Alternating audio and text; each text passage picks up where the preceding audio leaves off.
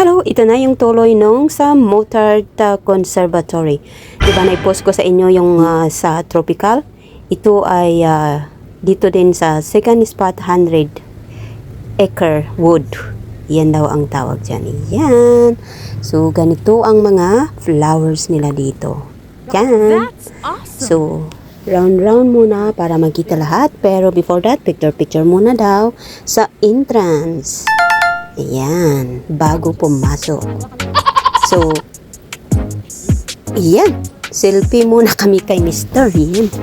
Buti na lang may taga-picture.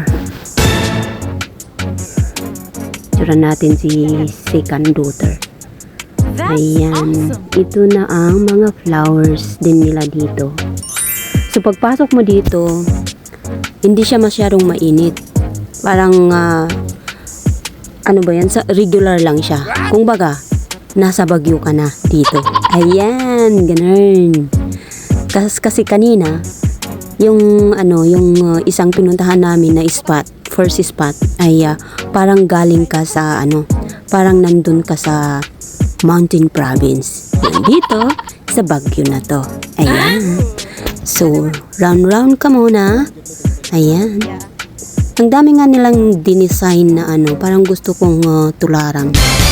Kaya pinicturan ko or binidyohan ko para at least may guide ako. Parang ganun. Siguro, kailangan na mag-effort ka talaga. Ito ang gusto ko. Gusto ko din yan. Maganda yan sa front ng house, di ba? Kita nyo. Yan. So, yun. Ito yung isa pa. Ganyan dapat sana. At saka yung isa na dinesign nila, ayun. Pero hindi siya halata. Kailangan lapitan mo pa. Gana nga nila, oh. Meron pa silang little fountain doon. Ayun. So, kanya-kanya na kaming pa-picture-picture. Walang pakialaman. Kaya pag nabidyohan ko sila, wala silang pakialam din sa akin. Kasi, akin to eh. Ayan. So, pag sinabi kong picture sila. Pero once na nag-react sila na tama na. Tama na talaga. Kasi pag ipipilit mo, waloy. Hindi mo makikita na mag-smile sila sa camera. Sobrang tipid nila. Ang mahal ng mga picture nila. Kaya, habang gusto pa nila, video ako. Kung umayaw na, sorry ka na lang. Ayan. So, pag binibidyo ko siya, binibidyo niya din ako. Ganun ang aking bunso. Ayan. So, hanggang dito na lang, picture. And then, pupunta kami sa kabila. Ayan. So, see you at the temperate. Kevin.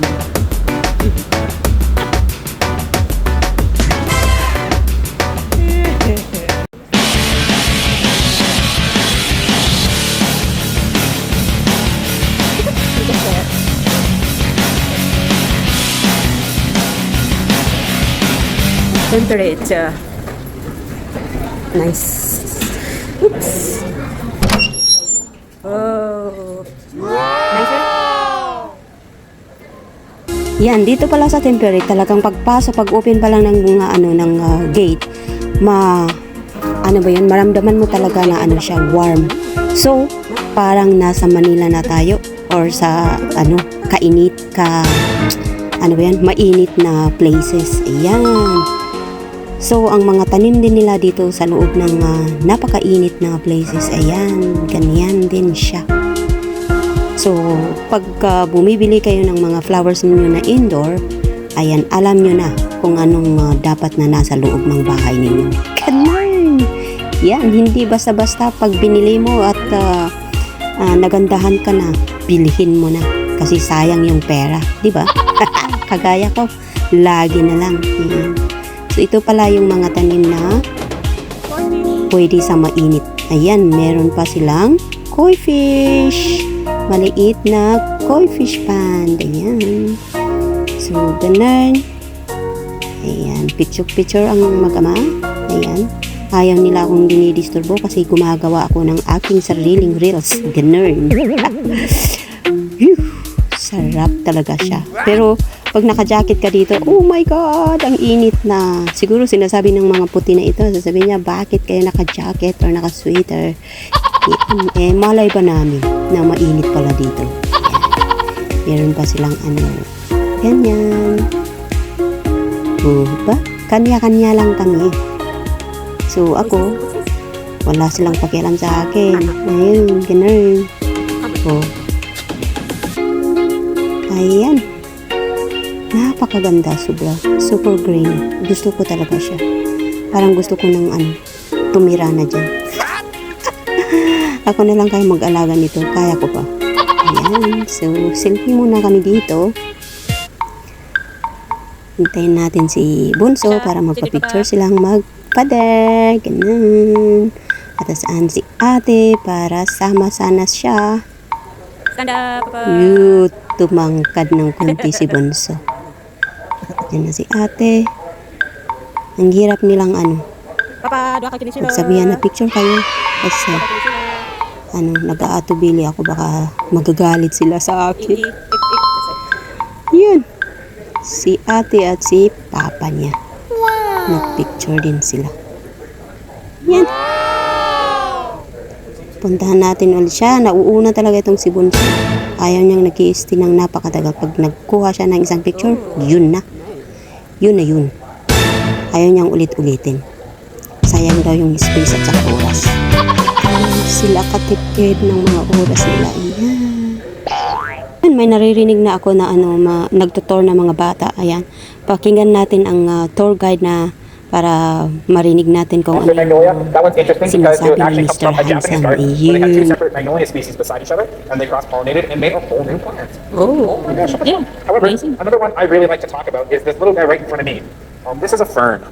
Has anyone heard of ferns before? Yes. We do have fern, Yeah. but that is different. Yeah. Yeah. There are thousands upon thousands of fern species out there. There are so many of them. Ferns actually, the genus fern that ferns are in, the family, have been around. Sorry, I should check my notes here. They've been around for about 423 million years. They are one of our earliest plants on our planet, and they're so early they create flowers, and they reproduce through spores of mushrooms. So as you walk by, feel free to take a peek. And you can see on the bottom of this leaf here, there's all those little dots on it, and that's where this plant will release its spores to allow it to reproduce. Oh, So fancy. I could not identify ferns. People will dedicate Yun. So, iyan yung ibang klase ng fern na iba yung kulay sa sa likod niya. Ayan. So, let's go to arid. Yan. Nakalabas na kami sa temperate area. Ayan. So, papasok na kami sa arid flowers or sa area. Ayan. Hintayin natin hanggang sa makapasok kami at nang maipapakita ko sa inyo kung ano ba ang nandyan sa mga arid na yan. Ayun. Bougainvillea. Can we even ask a bougainvillea home? Oh, ikaw. Pagdating na namin dito sa entrance, oh my God, ramdam ko talaga na parang nasa desert ako. Ayan, tignan niyo yung mga ano, ng flowers nila, bougainvillea. Ang sarap, parang gusto ko magtanim ng ganyan. Pero hindi ako makachamba-chamba kung meron silang ano, for set. Ayan, ganun. Dito sa desert, ayan, nakikita mo talaga yung mga ano ba yan, yung mga flowers na pwede sa mainit na, napakainit na place. Ayan. Ganun pala siya. So, ibig sabihin, ito, hindi niya kailangan yung mabasa-basa ang, ano ba yan, yung soil niya. Dapat dry talaga siya. Ganun pala ito. Ayan. Now, alam ko na dapat pag bumili ako ng mga ganitong mga flowers, dapat ano siya, hindi ko na sinusubrahan yung tubig. Dahil sa sobrang pagmamahal, namamatay na sila. Ayan. Picture mo na si Pug Point. Ayan. Ang init talaga, parang nasa desert place ka. Ayan. Ang ganda nga naman. Medyo maliit siya kumpara sa temperate area. Ayan. Ganun pala. Ganun pala. Mga succulent plant yan. Parang namamatay siya yung ano niya, pero hindi pala. Ganun ang ano, style nun. Kunwari namamatay, pero mabubuhay pala. Ayan, ang gaganda. Ganun pala dapat. Kaya pala laging namamatay ang aking flowers na succulent kasi lagi parang ano, every week ko siyang win-water. Hindi pa pala. Dapat talagang dry na siya bago mo i-water. Ayan. Ganun pa pala yan. Ayan. So, medyo hindi kami tumagal dito kasi nga konti lang. Yung talagang mga succulent lang at saka mga dried flowers talaga ang gusto. Well done! Natapos na kami doon sa Motard Conservatory. So, papunta na kami sa Art Gallery. Yan yung next na pupuntahan namin. See you there!